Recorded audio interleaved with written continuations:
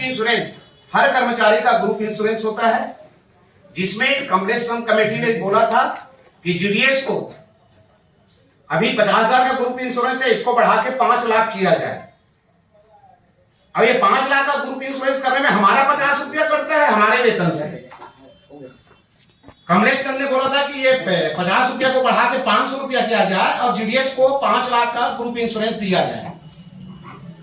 हम लोग आज भी तैयार हैं, हमारे वेतन से 500 रुपया काटा जाए, जीडीएस को ग्रुप इंश्योरेंस 5 लाख का दिया जाए। ये काम भी नहीं हुआ। आज हर डिपार्टमेंट में सीनियर जूनियर साथियों का अनुभव रहता है, उस आधार में उसको प्रमोशन दिया जाता है या एक वेतनमान दिया जाता है। कमलेश चंद ने उसने भी कहा है कि जीडीएस को 12 साल की सेवा करने पर 2 इंक्रीमेंट, 24 साल की नौकरी करने पर 4 इंक्रीमेंट, 36 साल की नौकरी करने पर 6 इंक्रीमेंट, सिर्फ इंक्रीमेंट देने के लिए बोला गया था, कोई इंक्रीमेंट नहीं दिया गया है। कमलेश चंद ने बोला था जीडीएस अगर सेवानिवृत्त हो जाता है 65 वर्ष के बाद, उन्होंने बोला था कि ग्रेजुएटिंग को 5 लाख रुपया दिया जाए, लेकिन उसमें भी सरकार ने कार छाटकर आज ग्रेजुएटी 1.5 लाख रुपया कर दिया है। एक ग्रेशिया दिया जाता है, वो भी 5 लाख बोला गया था, उनको भी काट दिया गया है।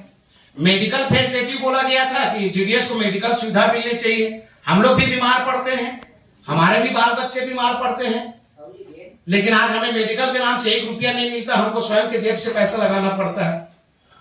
ये तमाम कमलेश चंद की सिफारिश को इंप्लीमेंट करने के लिए सरकार ने तोड़ मरोड़ के लागू कर दिया है। ये हमारी पुरानी डिमांड है। आज इसी पोस्टल डिपार्टमेंट में जीडीएस की भर्ती हो रही, लगातार वैकेंसियां आ रही है। इस वैकेंसी में 100 से 100 मार्क लेके बच्चे आ रहे हैं। ऑनलाइन भर्ती चालू किया गया है। आज देश के किसी कोने का बच्चा कहीं पर भी नौकरी कर सकता है और उनको वेतन जब आज पोस्टल डिपार्टमेंट में पता चलता है तो 4 घंटे का, वो नौकरी छोड़ के चला जाता है। इसलिए हमारा बेसिक डिमांड ये है कि जीडीएस को 8 घंटे का काम, पेंशन सहित सारी सुविधा उपलब्ध कराया जाए। बेसिक डिमांड इसी को लेकर के हम लोग विवश है अनिश्चितकालीन हड़ताल पर जाने के लिए। 12/12 से हमने अनिश्चितकालीन हड़ताल पर जाने का निर्णय ले लिया है और देश के तमाम जीडीएस 2,70,000 जीडीएस कर्मचारी 12/12/2000 से हम अनिश्चितकालीन हड़ताल पर जाएंगे।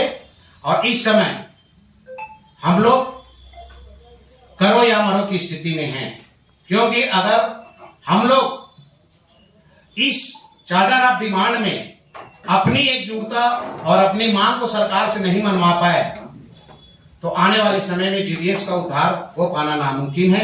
इसलिए हमें इस सरकार ने मजबूर किया है, इसलिए हम अपनी रोजी रोटी कटवा के 12/12 से अनिश्चितकालीन हड़ताल पर जाने का निर्णय लिए। अभी नई जीडीएस की भर्ती हुई है, वो साथ देंगे? हाँ, इसमें हमारे नए पुराने सभी 100% हड़ताल में साथ देंगे। जीडीएस कॉन्ट्रैक्ट रूल में कहीं ये नहीं लिखा गया है कि जीडीएस की सेवा काल इतनी साल होनी चाहिए, उतनी साल होनी चाहिए, क्योंकि आज जीडीएस का अगर नियुक्ति होता है तो उसको नियुक्ति पत्र तुरंत दे दिया जाता है और नियुक्ति पत्र मिलने के बाद वो ड्यूटी ज्वाइन कर लेता है। और जो भी बच्चा अगर ड्यूटी ज्वाइन कर लिया है, वो चाहे 1 हफ्ते का ज्वाइन किया हो, चाहे 3 साल का हो, चाहे 20 साल का हो, हड़ताल कर सकता है। जीडीएस कंडक्ट रूल में कहीं ये नहीं लिखा गया है कि नए बच्चे को 3 साल का अनुभव होना या 5 साल का अनुभव होना, 2 साल का अनुभव होना। ये जीडीएस कंडक्ट रूल में कहीं नहीं है। यहाँ पर सिर्फ ट्रेड यूनियन सुविधा जीडीएस यूनियन को मान्यता प्राप्त है, हमारी संगठन मान्यता प्राप्त है। इसमें नो वर्क नो पे, सुप्रीम कोर्ट का जो आदेश है उसके तहत सिर्फ जीडीएस को नो वर्क नो पे किया जाएगा। तो हम लोग अपनी वेतन कटवाने के लिए तैयार हैं और जब तक हमारी जायज मांगों को नहीं माना जाएगा, इस समय जीडीएस कर्मचारी अपनी हड़ताल वापस लेने के लिए तैयार नहीं है। जिस तरह से पुराने आश्वासन आपको मिले थे 2018 में और वो आश्वासन झूठे निकले, जिसमें आपने कहा कि रविशंकर प्रसाद वगैरह, आप क्या उन झूठे आश्वासनों के बदौलत आप लोग फिर वापस हो जाएंगे क्या? या क्या आश्वासन क्या होता? सरकार आपसे कह रही कि कर देंगे, नहीं कर रहे, तो कैसे मानोगे आप? इसके लिए हमने चरणबद्ध तरीके से सरकार से लगातार संपर्क में रहे, लगातार बातचीत होती रही। लोकल स्तर पर हमने धरना किया, सर्कल लेवल पर धरना किया, सांसदों को, संचार मंत्रियों को ज्ञापन दिया। उन्होंने यही आश्वासन देते आया कि ये वित्त मंत्रालय के पास है, आपका काम वित्त मंत्रालय से बहुत जल्दी सेंक्शन हो जाएगा।